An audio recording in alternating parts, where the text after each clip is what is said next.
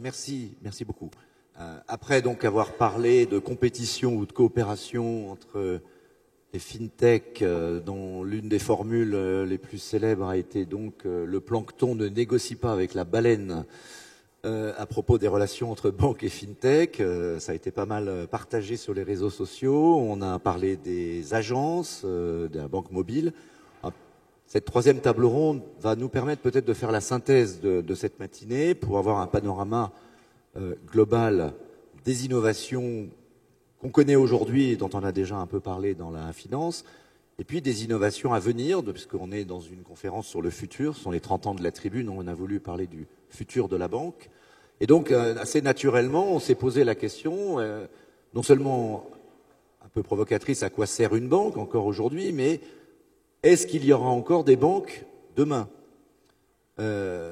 Alors évidemment, les banquiers vous répondront oui, et en même temps, quand on voit la rapidité des changements, qu'ils soient technologiques, quand on voit la puissance d'un certain nombre de groupes, on a parlé tout à l'heure un peu des GAFA, on y reviendra, et quand on voit l'appétit des fintech, on peut se dire que cette question est légitime. Et elle est d'autant plus légitime que la question qu'on peut aussi se poser, c'est est-ce que nous, clients, qu'on soit particulier, qu'on soit entreprise, on aura encore besoin de passer par une banque demain. Et c'est ça la vraie révolution peut-être, et toute l'originalité de cette troisième table ronde qui va s'interroger là-dessus. Alors à côté de moi, grand plaisir d'accueillir trois personnes avec qui j'ai passé une partie de ma jeunesse de journaliste dans les années 90, à un côté un peu back to the 90s. Sylvain Deforge.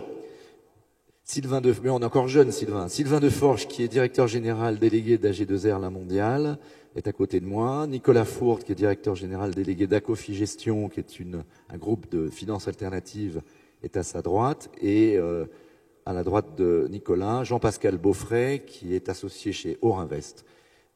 Sylvain et Jean-Pascal ont une particularité. Ils ont été régulateurs de la banque à Bercy, au Trésor, dans les années 90, à un moment où on parlait moins d'Internet, mais on parlait déjà pas mal de finances et de banques pour plein de raisons que vous connaissez toutes et tous. Nicolas, moi je l'ai surtout connu quand il dirigeait avec quelques-uns de ses amis la salle des marchés de la Caisse des dépôts. Il était le principal à acheter les OAT qu'émettait Sylvain à côté de lui. Bon, le monde a un peu changé depuis. Mais disons que c'est assez intéressant d'avoir, avec le recul du temps, aussi leur vision du futur. Alors, dans un premier temps, ce que je veux vous proposer, c'est de donner la parole à Jean-Pascal Beaufray pour une petite dizaine de minutes, pour une présentation qu'il a préparée presque spécialement pour nous, qui va être associée avec quelques projections, pour dresser un peu un panorama d'innovation disruptive dans la finance, selon lui. Jean-Pascal, la parole. Merci Philippe. D'abord, merci beaucoup de penser à... Pour un journal qui a 30 ans, donc c'est quand même pas tout jeune, 30 ans pour un journal, avec le succès qu'on lui connaît, de penser à trois sexagénaires pour envisager les innovations de la banque et de la finance. Ça, c'est vraiment bien. Mais probablement parce qu'il veut pondérer justement l'enthousiasme du marché et la bulle que nous connaissons dans les fintechs aujourd'hui. Bon, moi, j'interviens aujourd'hui, je suis très content d'intervenir auprès de vous parce que je suis partenaire d'un fonds qu'on a créé avec quelques autres en 2002 et qui a eu beaucoup de chance dans ses investissements, qui s'appelle Orinvest, qui a levé en 2012 un dernier fonds qui s'appelle Orinvest Capital 3. Et on a eu beaucoup de fintech à regarder et on a investi au moins dans deux d'entre elles. L'une qui fait du quasi-paiement avec une technique de cashless, avec une technique de Near Field Communication qui s'appelle Famoco, et une autre qui s'appelle le Comparator Assurance, et qui est une très belle plateforme de réorientation de l'assurance vers les réseaux des assureurs. Donc c'est une plateforme web to store qui est très intéressante et qui fait partie des fintech. Et puis j'interviens aussi parce que je suis partenaire dans un futur fonds. On va lever des fonds pour investir dans une entreprise digitale entre New York et Paris. Donc ça m'intéresse de comprendre l'écosystème des fintechs. Vous me disiez, Jean-Pascal, qu'il y a beaucoup d'argent qui s'investit dans les fintechs, à peu près 15 milliards de dollars aujourd'hui, essentiellement dans la Silicon Valley. On pense qu'il y a 15 milliards, et pas uniquement à Silicon Valley. Il y en a beaucoup au UK, il y en a un peu en Suède, il y en a trop peu en France. Mais c'est un des éléments les plus importants. Et puis j'ai la chance aussi de travailler avec une banque américaine à Paris qui s'appelle Goldman Sachs et qui a soutenu des fintechs, notamment Lending Club dès le départ, par exemple, et qui a investi, comme toutes les grandes banques américaines, toutes les banques d'investissement, a investi dans une dizaine ou une quinzaine de petites sociétés. Et donc le rapport entre l'innovation et la banque d'investissement ou la banque de financement est tout à fait bien illustré par l'attitude d'une banque comme Goldman Sachs. Bon. Alors voilà, ce que je vais essayer de faire avec vous aujourd'hui, c'est peut-être vous dire ce que j'ai compris moi à partir des pensées. Parce que la question qui est posée par la tribune, c'est quelle innovation pour le futur de la finance demain, elle a été très très bien traitée en réalité. Vous trouvez beaucoup de littérature là-dessus et beaucoup de gens qui se sont exprimés. Et des gens très compétents qui se sont exprimés. Donc je vais essayer de résumer très brièvement ce qui a été dit et puis de trouver un case study parce que je suis aussi investisseur dans une boîte de Bitcoin française qui s'appelle Paymium. Et donc, je me suis intéressé au système, à l'écosystème Bitcoin, et donc ouvrir peut-être un débat avec vous si ça vous intéresse, en vous présentant un peu le case study du Bitcoin et de la blockchain qui a été très très rapide et qui en 2015 a évolué très, très fortement. Bon. Voilà. Quand on parle de disruption des fintechs, de quoi on parle exactement? On parle de nom. En fait, c'est du names dropping, et c'est typique d'un phénomène de bulle, on le voit bien, mais pour autant, il y a une réalité derrière. On parle d'environ 1042 entreprises, c'était fin 2014, il doit y en avoir plus près de 1500 aujourd'hui au total dans le monde, et on parle d'un flux d'investissement en capital pour ces 1500 entreprises de l'ordre de 15 milliards de dollars par an. Il y avait 15 milliards de dollars en 2014. Le chiffre exact a été établi par Accenture pour l'année 2014 à 12, quelque chose milliards de dollars, mais on doit être plus près de 15 milliards de dollars aujourd'hui. Bon. On parle de grands noms. Alors, des grands noms qui ont réussi et qui valent des fortunes, qui valent plus d'1 milliard d'euros souvent. Alors, le plus grand nom, qui est d'ailleurs pas sur ce tableau, c'est Lending Club, parce que en décembre 2014, il a fait une IPO, c'est un Français qui est à San Francisco, comme vous le savez, il a été créé en 2007. C'est une plateforme de prêts aux particuliers qui a originé 11 milliards de dollars de prêts. C'est assez énorme, et qui a été valorisé lors de son IPO. Alors, disclaimer, auquel Goldman Sachs a participé, enfin, qui a été largement fait par Goldman Sachs, il a été valorisé 5,5 milliards de dollars. Mais il a tout de suite des concurrents, et il a notamment un concurrent qui s'appelle Prosper, dans la même région, et qui est une plateforme de lending assez extraordinaire. Je ne sais pas si on en a parlé ce matin. Il y a des petits débats, évidemment, avec les plateformes de lending en général. Par exemple, le tueur de San Bernardino avait un prêt de Prosper pour acheter ses fusils. Bon, c'est assez... Bon, mais ça n'a rien à voir avec les fintechs, mais peut-être qu'une banque ne lui aurait pas prêté. Voilà, c'est tout ce qu'on peut dire. Et tous ces gens aux États-Unis qui ont fait des plateformes de prêts personnels ont suivi un ancêtre au UK qui s'appelle ZOPA. Et ZOPA, c'est Zone of Possible Agreement. Et il a été créé en 2005 au UK et il a généré plus d'1 milliard de pounds de prêts quand même, mi-2014. Donc c'est des choses importantes. Bon, vous avez ensuite des entreprises qui ont très bien réussi dans le paiement. Alors, soit dans l'infrastructure de paiement, c'est typique de Square, par exemple, qui est l'entreprise qui équipe tous les marchands aux États-Unis de terminaux de paiement. Stripe, c'est le concurrent direct de PayPal, qui s'est engouffré dans la zone de concurrence avec PayPal et qui a été créé assez récemment avec deux frères irlandais qui l'ont créé. Et qui a émis à nouveau de l'argent en 2015. Vous avez Powa. Powa est une entreprise de paiement très intéressante parce qu'en cliquant sur votre smartphone, vous payez. Et voilà, vous choisissez un objet, vous cliquez, vous payez. Donc c'est Dan Wagner qui a créé cette entreprise en 2007. Elle a une valeur de l'ordre de 2 milliards. C'est très fluctuant, n'est-ce pas? Vous avez Adyen. Adyen est une entreprise qui a été créée à Amsterdam. C'est pour ça qu'elle est intéressante. Elle a été créée en 2006. Elle est rentable, elle. Et elle a percé dans les solutions de paiement du monde entier. C'est-à-dire que c'est une application qui vous permet pour un marchand d'être payé par n'importe quelle interface bancaire du monde entier. de manière sécurisée. Elle a 250 personnes, cette entreprise. Donc, c'est pas complètement une bulle, comme vous le voyez. Et puis, vous avez une entreprise que j'ai mise là aussi parce qu'elle est intéressante. C'est pas dans le domaine des paiements.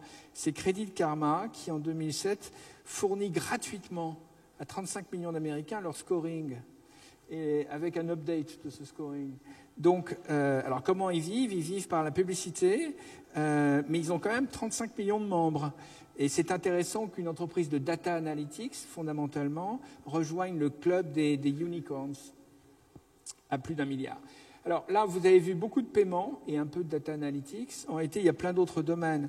Vous avez des plateformes d'equity funding aujourd'hui qui ont très très bien réussi. Alors, ce n'est pas de l'equity pour Kickstarter, mais c'est quand même créé en 2009 2 milliards de pledges de 10 millions de personnes en faveur de 250 000 projets.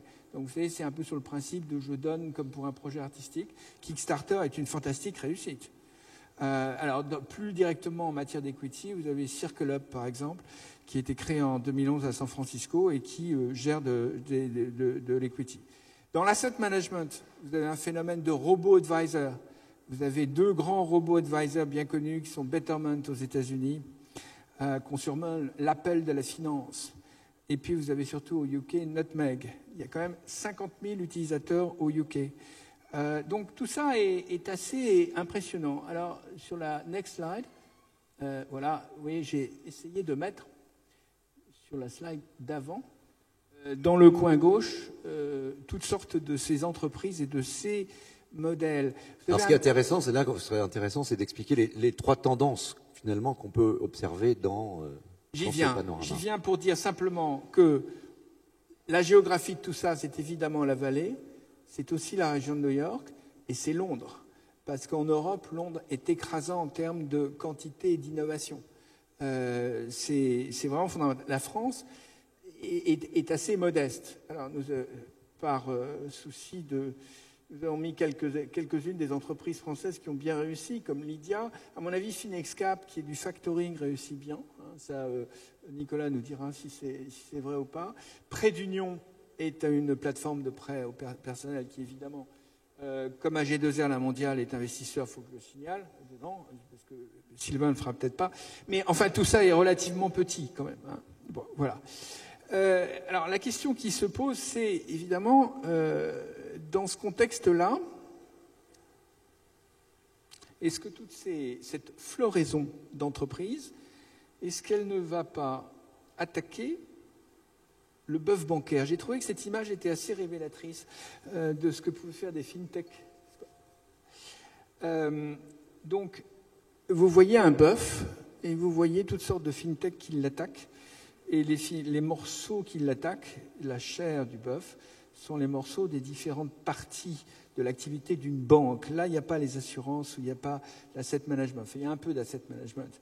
Et on se demande si les fintechs ne vont pas les manger.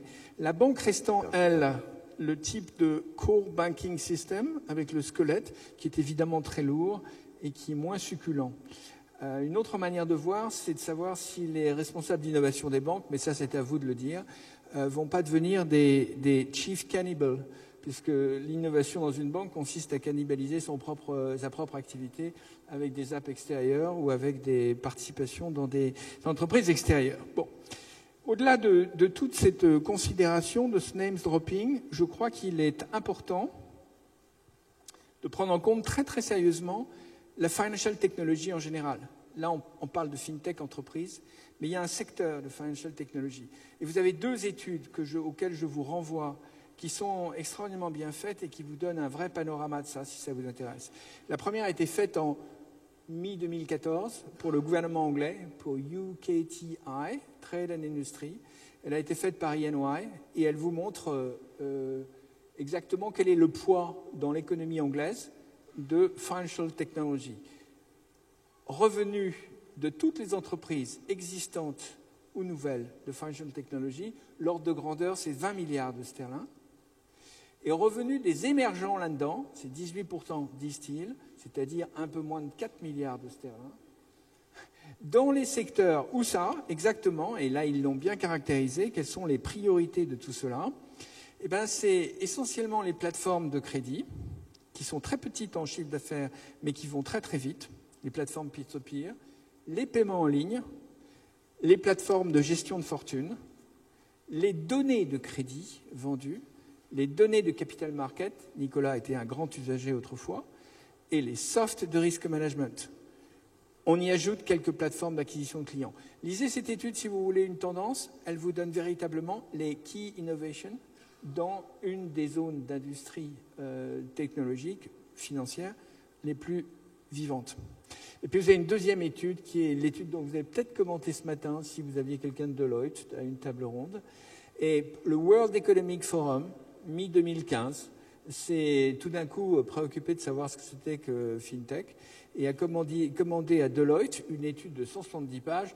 L'exécutif summary suffit, n'est-ce pas?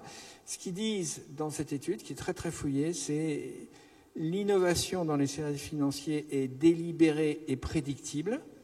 Les incumbents sont attaqués à chaque fois qu'ils ont un niveau d'activité avec une sorte de friction avec leurs clients dans un pool de profit, chaque fois. Donc c'est délibéré et possible à prévoir. Les innovations sont d'autant plus rapides et importantes qu'elles sont platform-based, data-intensive et capital-light. L'impact le plus immédiat est dans la banque, ça c'est sûr, mais le plus grand impact demain, pour le futur, c'est l'assurance. Parce que l'assurance a des dimensions qui n'ont pas encore commencé à être exploitées. Par exemple, connecter les objets assurés avec des bases de données assureurs. Par exemple, utiliser véritablement la masse de données qui est encore plus importante que celle dont les banques disposent dans les transactions. On en a parlé un petit peu hier avec Véronique Veil d'AXA. D'accord. Table ronde. Et enfin, la résistance des incumbents à ça, ça sera de mener naturellement des stratégies parallèles en rentrant en compétition avec toutes ces technologies, bien entendu, tout en tirant parti de leur infrastructure, puisque vous voyez, de temps en temps, squelette, ça sert quand même à quelque chose. Une fintech qui n'a absolument rien comme infrastructure, elle a besoin. Je donne un exemple qui est public, qui est dans le passé, mais qui est Lending Club ne se serait pas développé. Il n'aurait pas fait son IPO très réussi à la fin de l'année dernière s'il n'avait pas eu quelques grandes banques, dont celle pour laquelle je travaille, qui au départ lui avait donné un financement en disant qu'elle allait mettre sur leur bilan une partie des prêts et des mortgages en question. Okay. Un autre exemple, c'est quand le Crédit Mutuel finance le compte nickel, Crédit Mutuel Arkea finance le compte nickel, il prête son infrastructure au compte nickel. Donc, voilà, compétition, mise en place et vente d'infrastructures. Et troisièmement, DevOps. DevOps, c'est les banques vont réagir en disant à leurs opérationnels de travailler avec leurs développeurs, ce qui est difficile, hein. Et à leurs développeurs de travailler avec les opérationnels. Ça s'appelle DevOps, mais fondamentalement, elles n'ont pas d'autre choix que de faire travailler des équipes pluridisciplinaires sur les domaines d'innovation. Enfin, elles achètent des startups. Si vous prenez toutes les grandes banques américaines, dans ce mouvement de 1500 fintech, toutes les grandes banques américaines en ont acheté 10, 15 participations des startups en tant que laboratoire. Vous avez BBVA en Europe aussi qui a fait des gros investissements. Vous avez HSBC qui s'y met dans le monde entier. Vous avez, alors à notre niveau de banque française, BPCE qui achète des cagnottes ou Crédit Mutuel Arkea qui intervient. Okay. Voilà. Conclusion de cette étude, je vous y reporte parce qu'en fait, elle répond à la question que nous nous posons ce matin.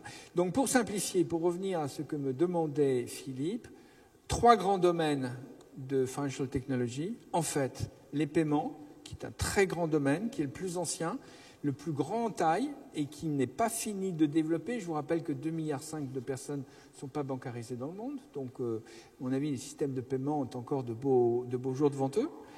La désintermédiation, mais ça, c'est pas nouveau.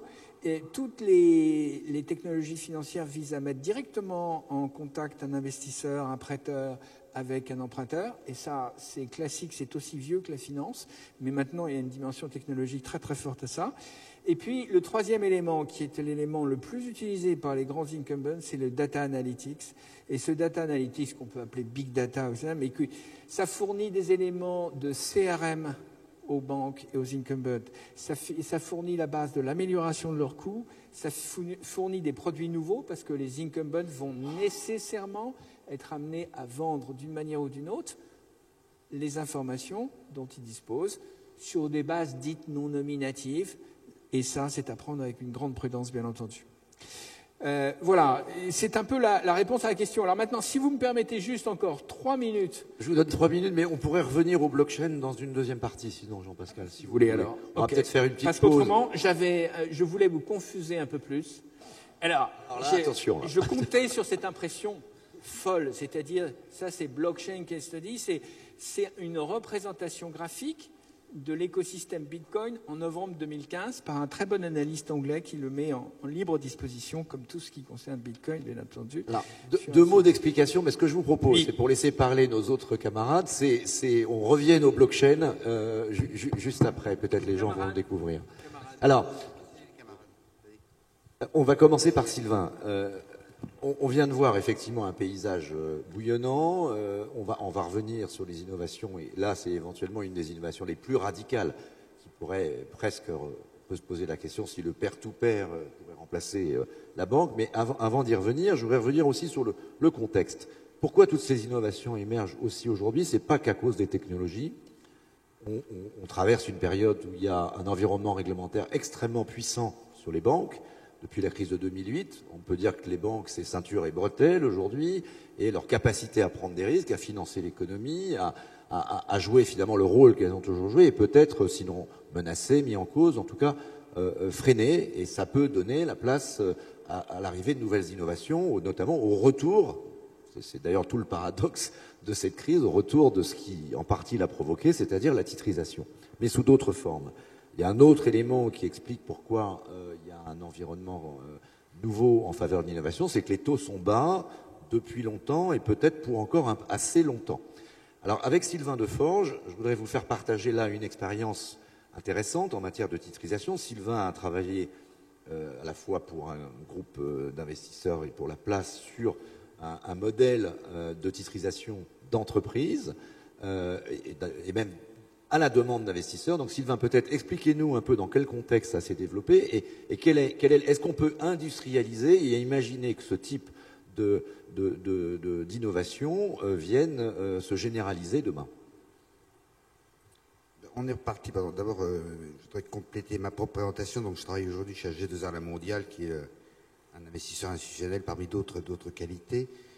Et qui est aussi du côté groupe de protection sociale extrêmement en lien avec des entreprises de taille modeste. Par une voie ou par une autre, nous assurons, nous avons un contrat avec plus du quart des entreprises en France.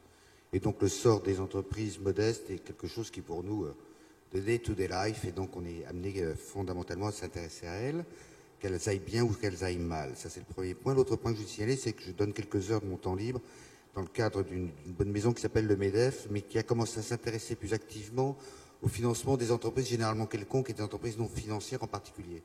Et qui a petit à petit, ou en ouvrant des groupes de travail, commencé à adresser vraiment cette question-là, qui effectivement est une question d'actualité longue pour les deux raisons qu'a mentionné Philippe. Qui est d'abord le retour du balancier réglementaire après les ressentis politiquement et socialement comme le drame des années 2007-2008 dans la sphère financière, qui conduit à empêcher, je vais revenir, à modifier fondamentalement la capacité du reste du marché à adresser le métier que font traditionnellement les banquiers. Et puis deuxièmement, effectivement, macro-financièrement, le niveau sans précédent connu dans l'histoire, des niveaux des taux d'intérêt nominaux, qui a également bouleversé assez profondément les business models. Je veux dire, J+3 n'a aucun intérêt, la rémunération d'une flotte quand le taux à court terme est négatif, c'est plutôt un emmerdement qu'une bénédiction. On a changé complètement de paradigme. Alors, en revenant sur ce que c'est qu'une banque, au fond, alors, peut-être le métier de banquier. Alors, maintenant, pour moi, banque, c'est devenu un problème de sémantique. Pour moi, est une banque quelqu'un qui a été une chose, qui a été décrétée banque par une autorité dont je reconnais l'autorité. Il se trouve que l'autorité est aujourd'hui à Francfort, dont acte, j'aime bien les Allemands, mais tant que Madame Francfort n'a pas dit que Duchemol est banque, pour moi, Duchemol n'est plus banque. C'est du nominalisme pur et simple. Alors, en revanche, une chose qui existe, c'est les métiers de banquier. Les métiers de banquier, il y en a, moi j'en distingue deux fondamentalement. C'est collecter des dépôts et les faire bouger, ça s'appelle les systèmes de paiement, Jean-Pascal en a parlé. Puis le deuxième métier dit banquier historique, c'est effectivement de prêter. C'est pour ça qu'on va parler d'intermédiation bancaire. Alors, notamment dans la partie de Jean-Pascal, vous avez vu que le premier métier historique, collecte de dépôts et gestion des systèmes de paiement, peut être attaqué à cause des business models récents, d'une part. Et le deuxième modèle, c'est pas qu'il est attaqué, c'est qu'il remplit une fonction qui n'est pas complètement inutile pour nous tous, nos enfants et nos voisins de palier, qui est juste de faire vivre l'économie. Alors, l'intermédiation, généralement, était comprise comme étant par nature l'intermédiation par une banque. C'est-à-dire que pour ça qu'on parle de désintermédiation bancaire, en oubliant que de toute façon, qu'elle soit faite par une banque ou pas par une banque, l'intermédiation existe, qui consiste à faire channeler, en faisant ou pas une analyse pertinente, une épargne ou un financement disponible à destination d'une entreprise qui va l'utiliser pour faire prospérer son propre fonds de commerce. Alors, le durcissement des règles prudentielles a modifié les équilibres et permet d'adresser, ou demande qu'on adresse, le modèle historique. Et qu'il faut, alors moi, du point de vue MEDEF ou du point de vue AG2R, ce qui m'intéresse, c'est le bon financement des entreprises et si possible, pas que des très grosses. Et donc, ce qui est devant ce qui arrive à mes amis banquiers, il est urgentissime, il est à tout instant urgent d'ouvrir des alternatives qui ne sont pas des alternatives dolosives pour les banquiers, qui sont les premiers convaincus de ce que les termes traditionnels de leur métier ont été bouleversés. Ça reviendra peut-être, nous serons tous à la retraite. En attendant, il faut bien que les PME puissent investir. Et donc, il faut développer de façon évidemment coordonnée, coopérative, des alternatives à ce qui était classiquement l'intermédiation bancaire. C'est ce qu'on est en train de faire. C'est le premier point. Qu'il s'agisse, peu importe au fond, a priori, qu'il s'agisse d'investissement en fonds propres ou d'investissement en financement généralement quelconque, du BFR. Le problème se pose dans les deux cas parce que de même que les banquiers sont maintenant, par comparaison à ce qui est la situation d'une dizaine d'années, dissuadés de prêter, ça s'appelle BAL 3. Symétriquement, on a les assureurs dissuadés d'investir. Ça s'appelle Solvency 2. Bon, alors moi je propose qu'on fasse un swap. Il suffit que les assureurs puissent prêter et que les banquiers puissent investir pour que tout le monde soit content. Mais d'ailleurs, le décret d'août 2013 permet aux assureurs de prêter. Donc on a déjà fait un premier pas et il y a quelques banques qui investissent, donc l'autre pas est fait. Donc on est bien dans le confusionnisme le plus total. Ce dont on se moque éperdument, moi ce qui m'intéresse, c'est l'entreprise. Il faut donc que les entreprises comprennent ce qui est maintenant disponible pour elles. Que ça s'agisse de fonds propres, ou de financement de forme généralement quelconque, financement du BFR, financement ou le factoring, whatever. Mais qu'elles comprennent que le monde n'est plus aussi simple qu'il avait l'habitude d'être, ou plus exactement, qu'il y a dans le monde nouveau des trucs nouveaux auxquels elles peuvent s'intéresser utilement, et c'est ça qui est difficile. Alors, que ceci leur soit fait, ces services leur soient rendus, par des régulés ou des non régulés, au fond, vu du point de vue de l'entreprise, peu lui importe. Que ce soit par une banque ou une assurance, la personne ne sera pas la même, et donc le mode relationnel ne sera pas le même. Mais au fond, un crowdlending qui est un prêt direct par quelqu'un qui est non régulé, la plateforme elle-même peut l'être. Bon, voilà, et pour une entreprise, notamment pour une entreprise petite, quelque chose de tout aussi intéressant a priori que le vieux crédit de campagne fait par le banquier du coin qui maintenant est un peu dissuadé de le faire. Donc les régulés ou non régulés, pour moi, c'est une variété. Ce qu'il faut, et qui est le facteur commun, c'est qu'il faut que quel que soit le prêteur ou le financeur, il ait une facilité raisonnable ou un confort raisonnable dans l'appréciation de la prise de son risque et que l'appréciation de la prise de ce risque ne coûte pas une somme telle qu'elle soit en elle-même dissuasive. On est dans le métier de l'analyse crédit. Et on est bien dans le métier de l'analyse crédit ou de l'analyse financière. Les termes peuvent être ce que vous voulez, mais ça va très vite. Je prends un exemple, un financement d'1 million d'euros qui pour une entreprise de taille petite est quelque chose qui peut être le déclencheur complet d'un changement fondamental. 10 basis points d'1 million, c'est 1 000 euros. Est-ce que vous acceptez d'augmenter de 100 basis points le coût de votre crédit pour que le type qui vous prête ait une vue paisible de votre situation financière? 100 basis points, c'est rien du tout, c'est 10 000 euros. Est-ce qu'on peut avoir pour 10 000 euros une appréciation confortable de la situation financière de l'entreprise de laquelle la question est ouverte? On a un véritable problème de la structuration d'une analyse de la situation financière des entreprises qui soit... Alors peut-être le big data pourrait y aider, en passant en mode statistique. Mais il n'est pas sûr qu'on y arrive. En tout cas, aujourd'hui, ça n'existe pas ou ça existe peu. Le retour à la titrisation est également une des formes de variété. Moi, j'aime la titrisation, je l'emploie moi au sens le plus strict du terme. La titrisation, c'est il existe une boîte qui, à son passif, émet des titres que les investisseurs souscrivent.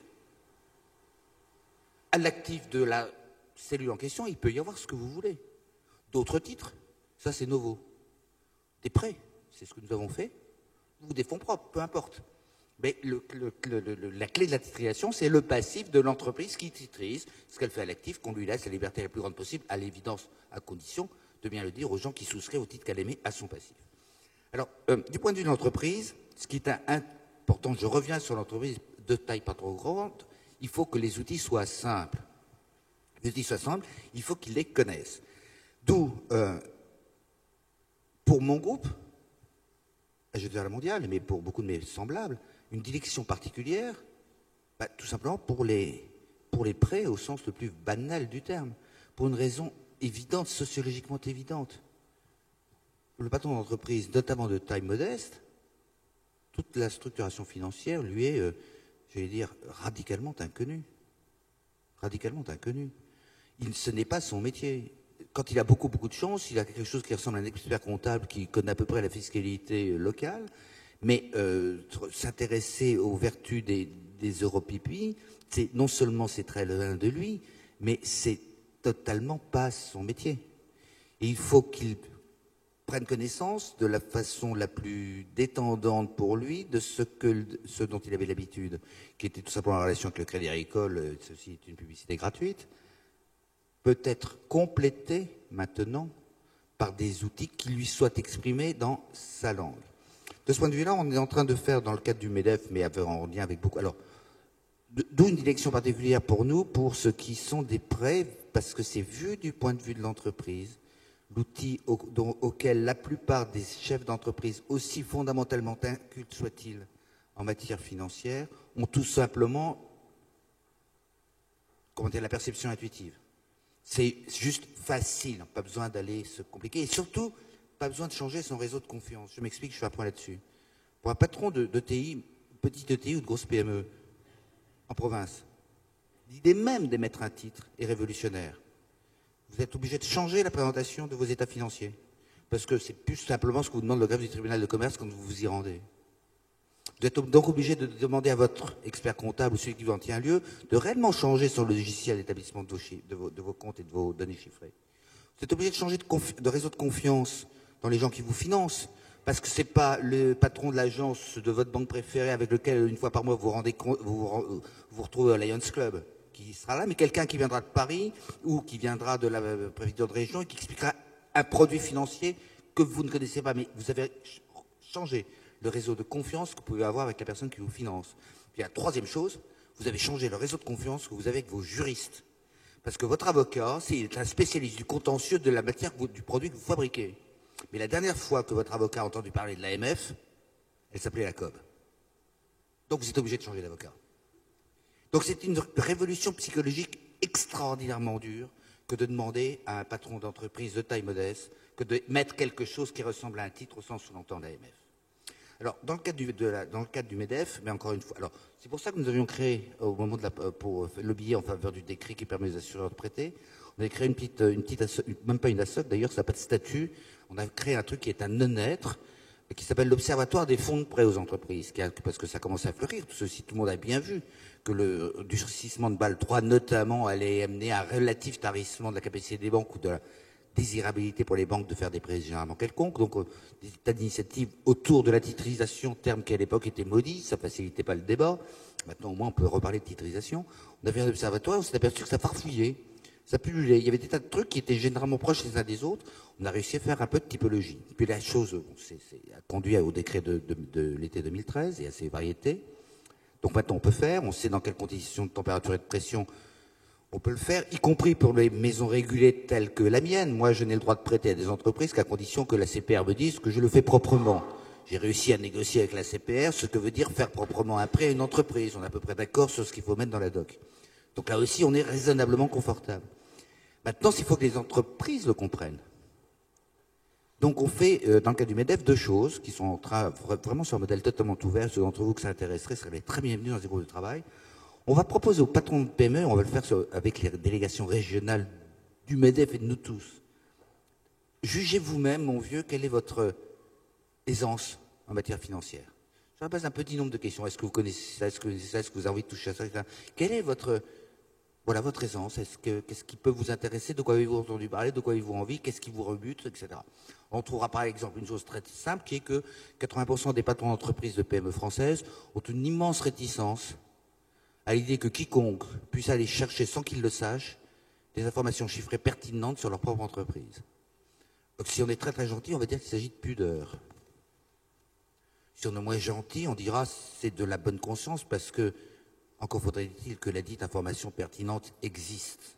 Et on sait que dans la plupart des entreprises françaises, je suis en nombre, elles n'existent tout simplement pas. Et ça, c'est le deuxième étape de truc sur lequel on travaille en ce moment au MEDEF. On va faire, pour les entreprises, on est en train de finaliser, et pas mal de gens coopèrent, le truc qui est en 4 ou 5 pages, mais dans le langage compris par un chef d'entreprise de taille moyenne dans la sphère pas financière. Quels sont le petit ensemble de données chiffrées, si possible robustes, dont a besoin quelqu'un qui, de bonne foi, a envie de l'aider à se développer. Aujourd'hui, un tel tableau n'existe pas. Aujourd'hui, si on passe par des professionnels du crédit, le patron d'entreprise, immédiatement, il est terrorisé. On est en train d'essayer de les domestiquer, de les apprivoiser au sens du renard du Petit Prince, et d'essayer petit à petit que des entreprises de PME ou de TI, les chefs de PME ou de TI françaises se comportent comme nous dit-on, là j'ai un doute, mais nous dit-on, tout chef d'entreprise anglo-saxonne en général et américaine en particulier, pour lesquels l'idée d'aller se refinancer directement sur leur marché serait une banalité. Je ne suis pas sûr que ce soit vrai, mais c'est sûrement plus vrai qu'en France. Merci Sylvain. Donc, la titrisation est une solution possible, titrisation des fonds de prêt. Avec Nicolas, j'aimerais qu'on parle maintenant d'une autre innovation radicale qui est une forme de finance nouvelle, c'est qu'on peut aussi titriser des actifs. Alors Nicolas, c'est ce que vous faites chez Acofi Gestion. Est-ce que vous pouvez nous raconter d'abord qu'est-ce que ça veut dire de titriser des actifs et est-ce qu'on a besoin de passer par une banque d'ailleurs? Parce qu'on n'est plus dans une logique là d'analyse crédit, on est une logique d'analyse financière. On va financer une usine, pourquoi pas un immeuble, un hôtel. Racontez-nous ça. Eh ben, tout d'abord, j'ai envie de rendre hommage au fait que vous avez choisi la date de cette réunion d'aujourd'hui, qui est la même date, ou quasiment, que celle du lancement des LTIF, qui sont les fonds long terme européens, dont le règlement en fait, est applicable en France à partir du 9 décembre. Donc, puisqu'on parle d'innovation, il y a une innovation qui est réglementaire également. Et cette innovation, la création des fonds dits LTIF en anglais, ou FEILT, permet un gros changement, c'est les gérants des fonds dits LTIF pourront faire de l'octroi de crédit. Ce règlement européen, discrètement, parce que ça parle d'autre chose, ça parle des fonds long terme, mais discrètement introduit une disposition qui est de dire que les fonds peuvent octroyer des crédits. C'est une vraie différence avec ce qui se passait jusque-là dans la titrisation. Les fonds pouvaient détenir des crédits. Donc ils pouvaient être des investisseurs en crédit. Mais ils ne pouvaient pas être des prêteurs, c'est-à-dire quelqu'un qui va connaître le débiteur et qui va procéder à l'acte de crédit. Donc là, c'est un très gros changement qui est introduit dans le droit de tous les pays européens à partir du 9 décembre, qui nécessite évidemment quelques mesures d'application qui vont être décidées au cours du premier trimestre de l'année prochaine, mais qui rentrent dans le droit. Donc ça, c'est fait. C'est peut-être une encoche supplémentaire à ce qu'on a coutume d'appeler le monopole bancaire, qui est une façon très française de voir les choses d'ailleurs, puisque d'ores et déjà, les assureurs avaient le droit de prêter, dans des conditions assez particulières, mais avaient le droit de prêter. Les plateformes de crowdfunding ont également, dans des limites de montant assez fortes, mais ont également le droit de procéder à des prêts. Donc on a maintenant une armada complète de gens qui peuvent procéder à des prêts. Et s'agissant des LTIF, c'est amusant de voir qu'est-ce qui est exclu. Ce qui est exclu, c'est les prêts à moins de 2 ans. Donc on voit que finalement on garde une sorte de monopole bancaire pour ce qui est sur le court terme. Ce qui est exclu, c'est également le prêt aux institutions financières. Donc là, on voit que le refinancement de l'argent, la relation avec la Banque centrale, toutes ces choses-là, c'est quelque chose de différent. Ça, c'est vraiment bancaire, on va dire. Et ce qui est exclu également, c'est le domaine des personnes physiques, pour des raisons très différentes, qui sont des raisons de protection de l'épargne. Mais même sur le court terme, il y a des exceptions. Typiquement, le développement de reverse factoring, tel ce que vient de lancer Engie hier, qui est quelque chose de considérable, montre bien que le monopole historique s'en va par tous les bouts, attaqué absolument par tous les bouts. Tout à fait. Donc ça, je veux dire, aujourd'hui, c'est une date qui est amusante parce que c'est une... Pas prévu, Nicolas. Alors, raconte-nous comment ça marche maintenant. C'est une coïncidence, c'est assez amusante. Alors maintenant, du coup, les fonds, sous certaines conditions qui sont importantes, puisqu'elles ont été rappelées notamment par Sylvain tout à l'heure, sous des conditions notamment de capacité en termes cette fois techniques, vont pouvoir octroyer des crédits. Capacité technique, la plus importante de la capacité technique, c'est l'analyse crédit.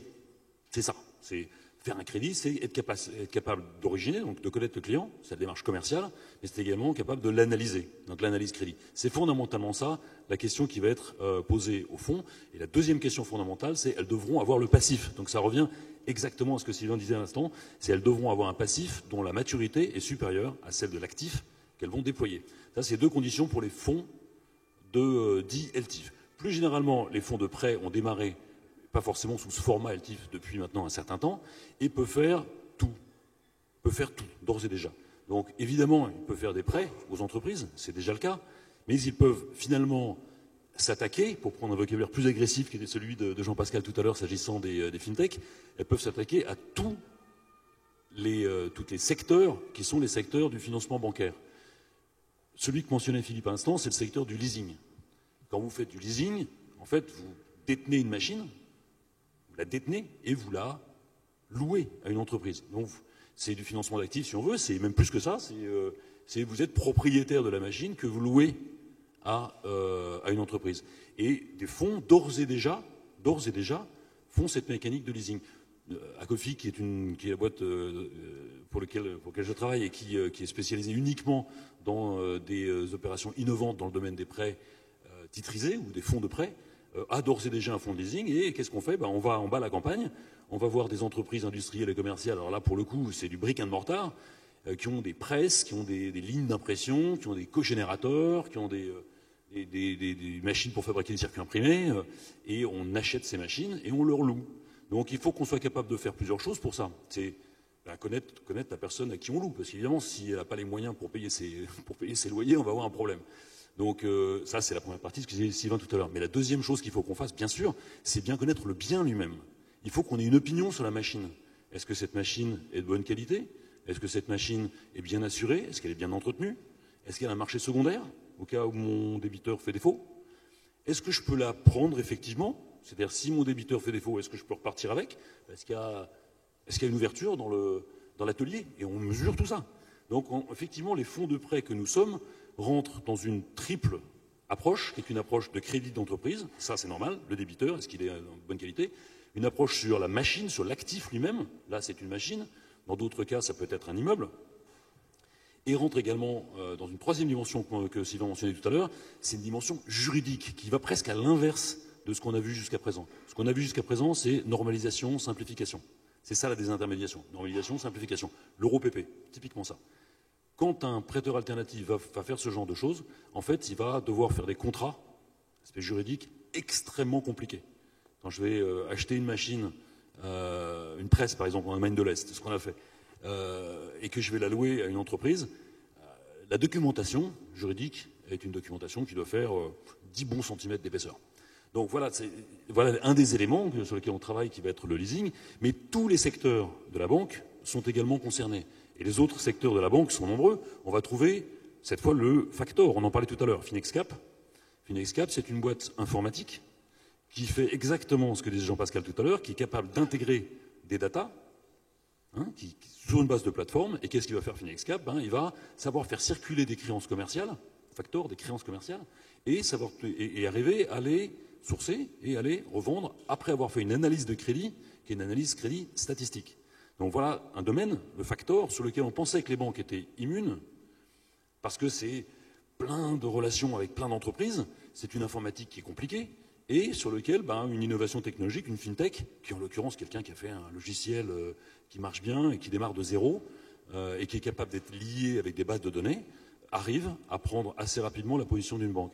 Ce qui a été mentionné sur le reverse factor est également intéressant, et il y a de plus en plus d'initiatives dans le domaine du reverse factor. Le reverse factor, c'est l'organisation du financement par une grande entreprise, Engie, du réseau de ses sous-traitants. Elle dit finalement, je vais trouver des gens qui vont m'aider à financer mes propres sous-traitants quand ils ont une créance sur moi. Donc là, le risque, c'est bien un risque Engie, donc c'est un risque très faible, mais il y a plein de créances qui circulent. Il faut trouver une plateforme qui arrive à prendre ces créances et à les refinancer.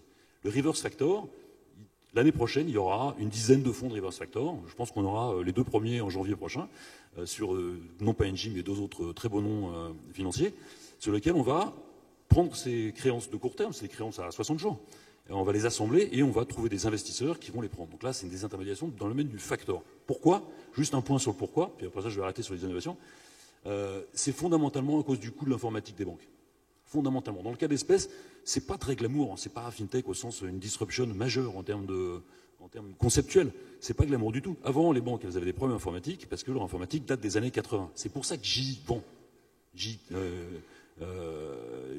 a vendu ses activités dans le domaine du factor, dans le domaine du leasing. Son informatique est pourrie. C'est une informatique des années 80-90. On peut pas le refaire. C'est trop cher. Et c'est trop cher pour une banque. Jusqu'à présent, les banques, elles allaient à Bangalore. C'est ce qu'a fait la Société Générale. Elle a dit, bon, très bien, on va s'informatiser à Bangalore. C'est resté elle qui informatisait. Le coup d'après, c'est d'autres gens qui informatisent pour eux. Finexcap, c'est ça. C'est une plateforme qui est très simple de circulation de créances. Et une banque de factor ne pourra pas le faire. C'est trop cher. Elle ne pourra pas le faire.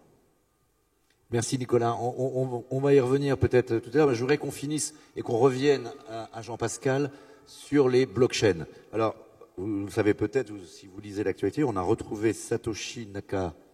Pas sûr. Mais en fait, c'est pas sûr. En fait, il s'appelle pas Satoshi Nakamoto, il s'appellerait Craig Wright et il serait en Australie. Mais là, on ne sait pas vraiment si c'est lui. Il n'a pas confirmé cette information. C'est évidemment, je parle du créateur supposé du Bitcoin et de la technologie des blockchains. Alors, on va repasser la magnifique diapo de Jean-Pascal Beaufray.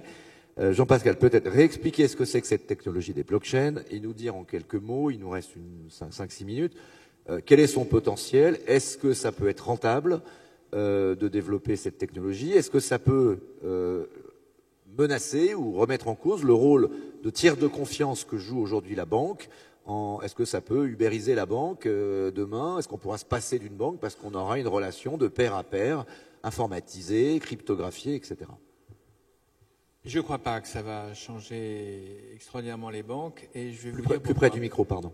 Tout petit peu plus près. Je vais vous dire pourquoi. Plus près. Plus près? Ok. Le Bitcoin, vous savez tous ce que c'est. C'est une monnaie digitale à base de cryptographie, créée environ en 2008. Ce n'est pas tout à fait un hasard si ça a été créé au moment de la GFC, c'est-à-dire quand le niveau de confiance dans les grandes institutions était extrêmement bas. Ça date en fait de plus que ça. C'était créé au début de la décennie 2000, mais ça n'a vraiment été porté comme un système de paiement ou de monnaie digitale qu'à partir de 2008. Et c'est une monnaie digitale d'un côté, et c'est d'autre part un protocole qui est en libre service, qui est en open source absolue, et qui s'appelle la blockchain, et qui est d'une très grande importance. Bon. La blockchain, elle vous autorise à tenir un registre en partie simple de tous les bitcoins créés à tout moment dans l'histoire, et ce registre vous donne toutes les transactions visibles, consultables par tout le monde, entre 2 adresses IP qui ont pu avoir lieu dans l'histoire depuis 2008. Et c'est un fichier de quelques dizaines de gigaoctets, 2 ou 3 dizaines de gigaoctets aujourd'hui, qui se balade et qui vous donne toute l'historique de tous les bitcoins.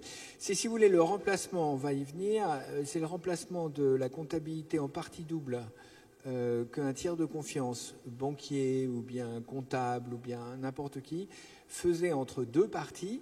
Et vous la remplacez entre 2 parties qui n'ont plus besoin de se connaître et qui traitent à distance une transaction par un registre en partie simple et qui repose comme sécurité sur la décentralisation d'un réseau d'ordinateurs, de serveurs, les miners, payés pour ça, de telle manière à calculer la validité de chaque transaction et insérer chaque transaction dans le registre unique.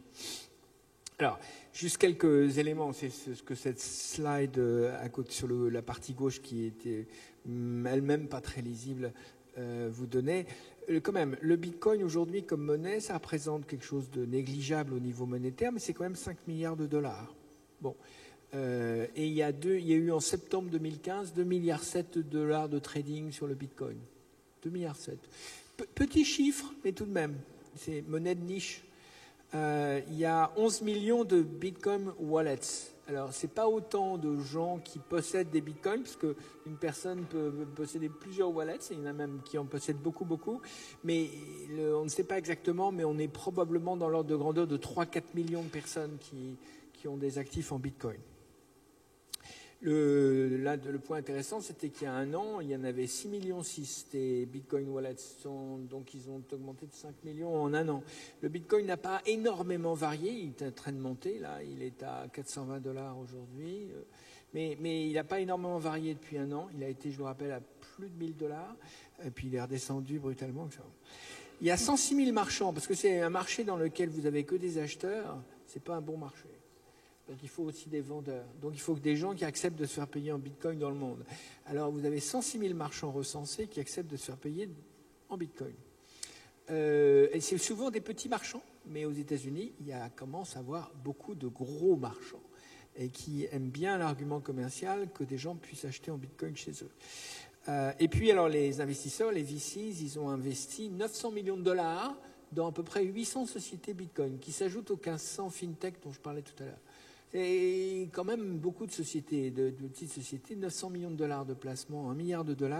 Le plus intéressant, c'est que dans le $1 milliard de placement, 900 millions de dollars, il y en a 400 millions de dollars qui ont eu lieu en 2015. Donc le phénomène Bitcoin n'est pas en train de se ralentir, contrairement aux apparences. Et puis donc la police australienne a débarqué hier chez Craig White, un monsieur qui, apparaît-il, de gros ordinateurs chez lui, et dont on pense qu'il pourrait être à l'origine d'un fonds de l'ordre de 1 million de bitcoins, ça fait de l'argent aujourd'hui, si c'était vendable, qui ne peut venir que de la toute origine du système. Bon, alors on ne sait pas. Mais de toute façon, ça ne changera rien. Le jour où on découvrira qui est monsieur Satoshi Nakamoto, ou le pseudonyme, etc. Il y a un monsieur qui s'appelle Satoshi Nakamoto qui a été dérangé par la presse en 2014 en Californie. Et il a fait comme si, en tout cas, c'était assez clair qu'il ne connaissait pas trop le système. Bon. Peut-être M. Craig White en Australie connaît mieux le système. Mais alors surtout, si on l'applique au secteur bancaire, parce que Goldman Sachs vient de créer un bitcoin, enfin un secteur de blockchain privé, il y a d'autres banques qui y réfléchissent. Voilà. Quel est le potentiel de cette technologie? Si vous demandiez à un banquier incumbent installé, d'ailleurs il y avait une note Goldman Sachs en septembre 2014, il vous critiquait le Bitcoin comme monnaie, comme c'était pas possible. C'était sale. D'abord, ça a été utilisé par Silk Road. Il y a M. Marc Karpelès au Japon qui a eu des choses. Bon. Micro, plus. Oui, Marc Karpelès au Japon est peut-être pas le nom le plus honnête. Bref, le Bitcoin par son immédiat anonymat. En réalité, il n'y a pas d'anonymat de Bitcoin puisqu'il y a toujours une trace d'une adresse IP. Et donc, on peut toujours remonter à une adresse IP. Mais cet anonymat partiel créait une monnaie sale. Et quant aux banquiers centraux, alors j'ai eu l'occasion d'en parler avec notre ami Jean-Claude, par exemple, Trichet, ou avec Philippe Lagayette, ou avec des gens comme ça, ils considéraient que c'était quasiment une insulte de prononcer le mot Bitcoin. Bon, depuis un an, ça a complètement changé. Vous avez aujourd'hui 30 banques et institutions financières dans le monde qui ont déclaré qu'elles testaient, analysaient, investissaient dans des blockchain technologies. Alors pourquoi? Parce qu'en dehors de son application au Bitcoin, la blockchain qui permet de manière fiable et sûre de figer définitivement dans un registre une transaction entre deux parties qui ne se connaissent pas et de publier cette transaction le plus clairement possible, et ce, de manière indestructible, et validée par des réseaux décentralisés d'ordinateurs qui calculent et qui fige la transaction dans le registre par un calcul d'un bloc de 250 transactions environ toutes les 10 minutes, par un algorithme et par de la cryptographie relativement simple. Ce protocole, qui est équivalent au protocole Internet, vous permet d'imaginer que pour un coût nul ou quasiment nul, vous allez enregistrer des transactions qui le seraient autrement à un coût très élevé.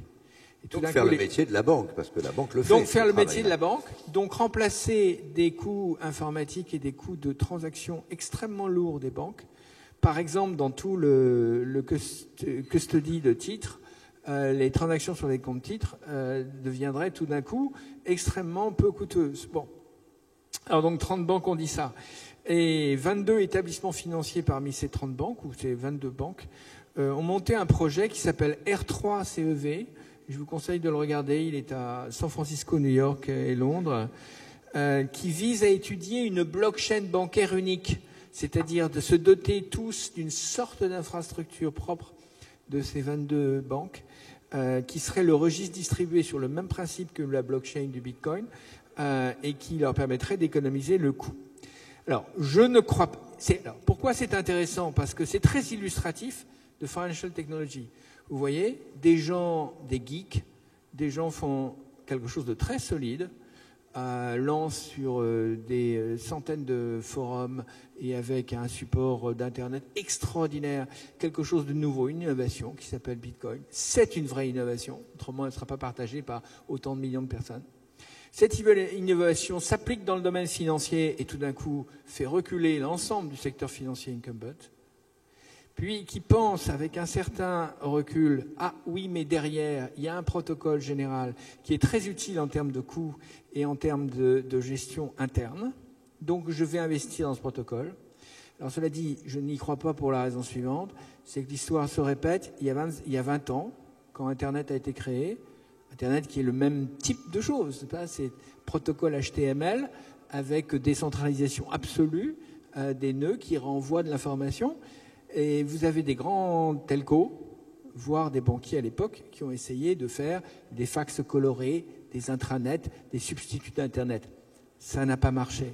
Donc la blockchain que les banquiers vont essayer de faire, je ne devrais pas dire ça comme ça publiquement, mais la blockchain que les banquiers vont essayer de faire sera probablement quelque chose qui sera toujours plus tardif et moins efficace que la distribution d'énergie et de ressources qui permet d'obtenir une fonctionnalité. La fonctionnalité en matière de Bitcoin, c'est très simple. Ça évite tous les coûts des paiements. Aujourd'hui, quand un particulier ou un marchand rentre en une transaction de paiement, ça leur coûte entre 1,5 et 3% avec les systèmes classiques de paiement. Le Bitcoin ne coûte rien. En réalité, il coûte quelque chose. Il y a un coût derrière. C'est le coût de calcul de la capacité des ordinateurs pour insérer la transaction dans le bloc. Ça, c'est sûr. Ce coût est significatif, mais qui le paye et comment les gens se payent?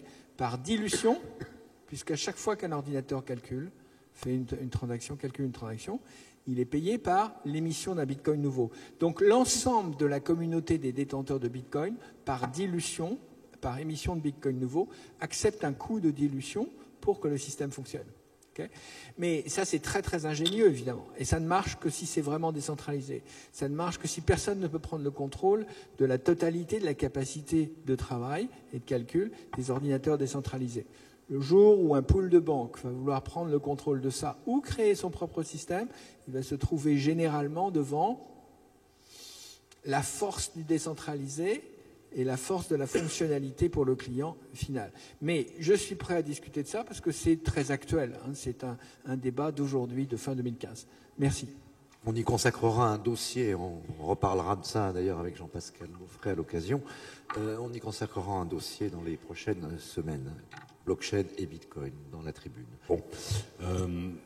Pour ma part, je reprendrai ce qu'a dit Sylvain tout à l'heure. Je pense que le problème qu'on a, c'est que c'est un problème à la Magritte. C'est-à-dire qu'en fait, on a un truc qui est marqué « Ceci est une banque », comme « Ceci est une pipe », mais c'est pas une banque. C'est-à-dire que la banque ne fait pas de banque, ou on fait peu. Je m'explique. Quand on parle d'une banque d'affaires, c'est pas une banque. Elle ne fait pas un métier de banque. Quand on parle finalement également d'une banque privée, c'est pas une banque non plus. C'est quelqu'un qui vous donne des conseils fiscaux, des conseils patrimoniaux, qui vous vend des titres.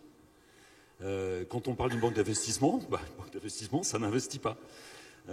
Quand on regarde de l'autre côté, tiers de confiance, on en a beaucoup parlé ces temps derniers, un tiers de confiance, c'est vraiment important. C'est quand on fait les paiements par carte bleue, là on n'est pas encore en blockchain, vous êtes sécurisé par la banque parce que si jamais il y a une fraude, et on a tous eu des sujets de fraude, vous êtes assuré.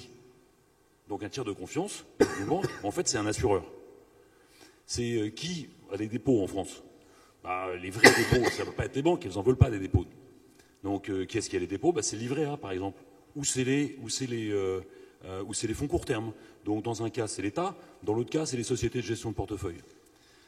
Donc en fait, le vrai problème qu'on a, c'est qu'on met derrière le mot banque quelque chose qui n'est pas une banque.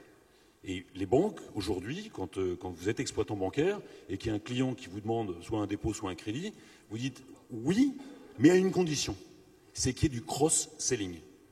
Donc en fait, le produit bancaire pour une banque, c'est juste un produit d'appel. La banque ne veut pas faire de banque. Elle veut avoir un produit d'appel qui est un produit bancaire. Et pour le reste, elle va vendre de l'assurance vie, des transactions monétaires, de la gestion de fortune, de l'assurance, tout ce qu'on veut. Donc en fait, je crois que la banque de 2020, c'est surtout dans notre esprit que ça se passe. C'est-à-dire qu'on aura changé notre compréhension de ce que c'est qu'une banque. Et en fait, on va parler d'autre chose. On va parler de services financiers. Et sur les services financiers, on va dire, voilà, les services financiers vont être caractérisés par des clients dans les services financiers. Et donc, on aura des supermarchés des services financiers. Ce sera peut-être des banques, ça peut être des assurances, ça peut être des sociétés de gestion de portefeuille. Ça n'a pas beaucoup d'importance. BlackRock, c'est un peu tout. Hein, c'est tout. Ça fait absolument tout.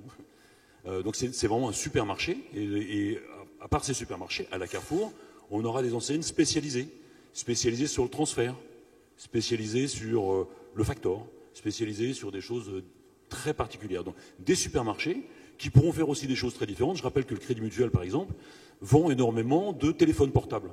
Demain, le Crédit Mutuel va vendre des voitures. C'est prévu. Donc, on voit bien qu'on est dans un phénomène de distribution. Son client, c'est le grand public. Donc, il va distribuer dans le grand public. Donc, c'est ça pour moi, la banque de demain. On n'emploiera pas ce mot-là. Le mot sera fini. On aura des services financiers, soit de gros, soit spécialisés. Sylvain, je me souviens qu'André Lévy-Lang avait écrit un livre qui s'appelait La banque éclatée dans les années 80. On a l'impression de, pareil, Back to the Future.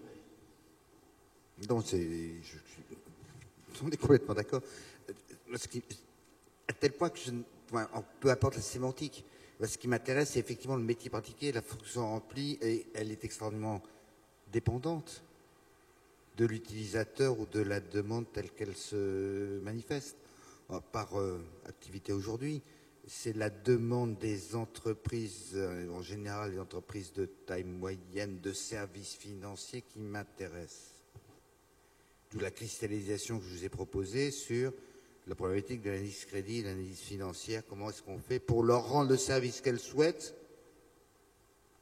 et que ce leur soit à un coût ou à un prix utile et efficace. Mais bon, ce n'est qu'une des immenses variétés de ce système éclaté. Il y a des métiers très différents, des prises de risques très différentes, des systèmes de logistique, des grands systèmes à construire, des architectures à sécuriser. C'est Jean-Pascal s'engage dans la direction des blockchains. Ça fait partie des métiers qui historiquement eussent été considérés comme des métiers de banquier. La sécurité de la transaction était quelque chose dont les grands marchands se chargeaient entre les très grandes foires dont l'un des nœuds était en Champagne au XIIIe siècle. La Hanse était fondamentalement un métier de banque de cette nature-là. Elle rendait le service final qui permettait le développement du commerce. Nous aujourd'hui, ce que nous cherchons, en tout cas moi, ce que je regarde, mais ce n'est qu'un tout petit aspect des choses, c'est comment est-ce qu'on fait pour que les patrons, les gens jeunes ou moins jeunes, qui ont envie de créer ou de développer une boîte ou de la sauver si elle ne va pas bien, n'aient pas peur de la finance. Et qu'ils aient en face d'eux des gens dont ils comprennent qu'ils souhaitent les aider dans leur intérêt collectif, individuel et collectif, et non pas simplement les piller. Parce que je suis financier, je considère qu'il y a pas mal de financiers dont le but final n'est pas de piller le client, mais simplement d'essayer de prospérer avec lui. Voilà, moi, en ce qui me concerne, je vais cristalliser mon attention sur cette problématique du tiers de confiance que tu as souligné, Nicolas. Je ne suis pas à l'aise avec les déclinaisons fines de ce concept-là. Et on voit bien effectivement une confiance notamment entre ce que nous appelions avant-hier le banquier et ce que nous appelions avant-hier l'assureur.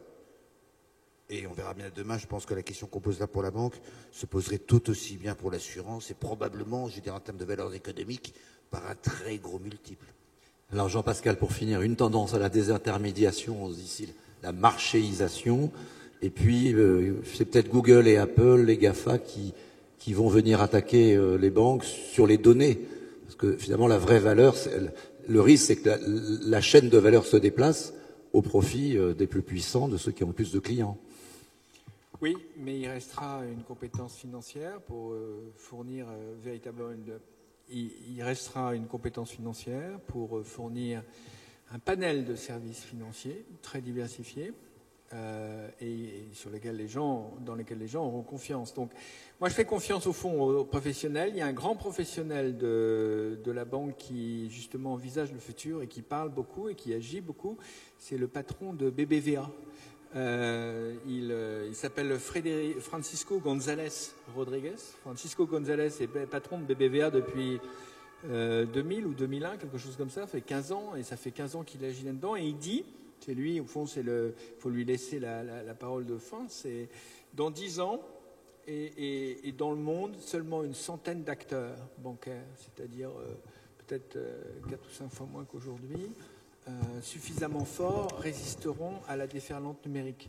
En revanche, certains résisteront parce que des maisons globales qui vous fournissent un support financier, un support de gestion de fortune, un support d'emprunt qui vous mettent en relation avec les bons produits, etc., restera très probablement quelque chose de très utile pour un grand nombre de gens. Beaucoup de gens ne marginaliseront pas leurs différents produits financiers ou ne géreront pas d'eux-mêmes ou passeront pas un temps fou à faire ça. Donc il restera des grandes maisons.